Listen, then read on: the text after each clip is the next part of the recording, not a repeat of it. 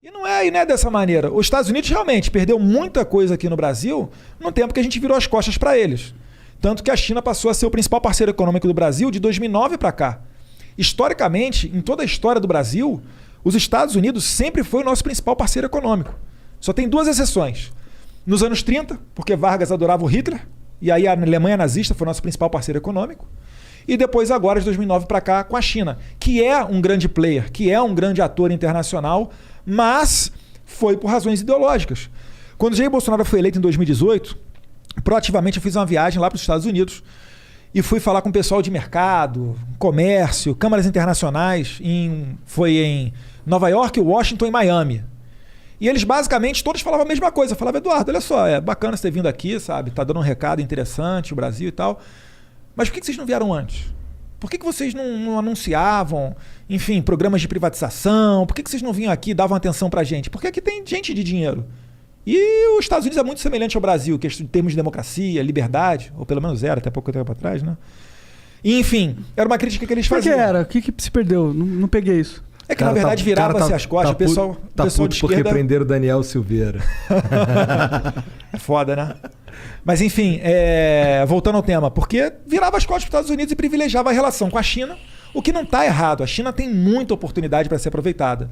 Só que a China, por quê? Porque a China é liderada pelo Partido Comunista. Assim como privilegiava com a Venezuela, por quê? Porque é o Maduro bolivariano. Assim como era com Cuba, por causa dos irmãos Raul e Fidel Castro.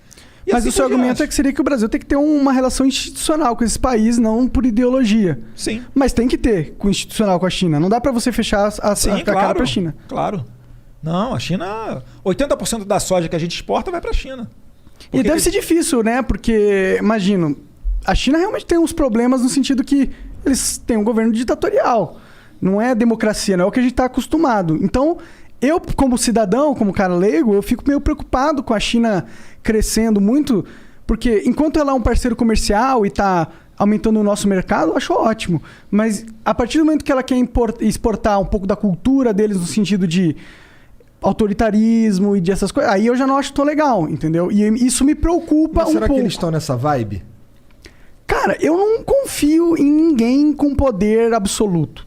Tá ligado? A China ela tem um plano de poder desde os anos 40, né? Mais especificamente em 49, quando Mao Tse-tung fez a revolução lá, de que em 100 anos seria o principal país do mundo, em termos econômicos e militares. Né? Acho que eles vão chegar lá até um pouquinho antes desses 100 anos. E, na verdade, assim, é o que eu falei, ali tem grandes oportunidades. Tem que ter uma relação institucional com eles. É um país de, quase 1,5 bilhão de habitantes. A gente é um país aqui que, sensacional no agro, então para nós interessa vender para eles. Agora, é só manter a nossa independência. Não é chegar, por exemplo, agora e querer colocar goela abaixo qualquer tipo de política com relação ao Covid, nos ameaçando com relação à compra ou não dos nossos produtos agrícolas. Não estou falando que eles estão fazendo isso, tá? Mas é o tipo de coisa que não é interessante para nós. Se você tem uma loja e você só tem uma pessoa para vender o seu produto, essa pessoa amanhã pode virar para você e falar, Igor, é o seguinte...